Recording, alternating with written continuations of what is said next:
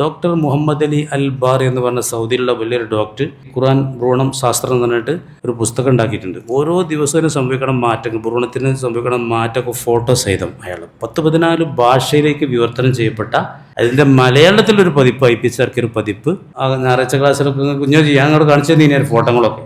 എന്താ അത്ഭുതം എന്നറിയങ്ങൾ മുമ്പിനിങ്ങളെ. അത്ര ആ അണ്ടും ഈ ബീജവും അത്രയും ചെറുതാണ്, അത്ര സൂക്ഷ്മമാണ്. അതിൽ നിന്നാണ് ഈ തലച്ചോറുണ്ടായത്, ഈ വൃക്കുണ്ടായത്. ഈ പല്ലും കണ്ണും ചർമ്മങ്ങളും എല്ലാം കൃത്യമായിട്ട് ഉണ്ടാണ് എന്നാണ്.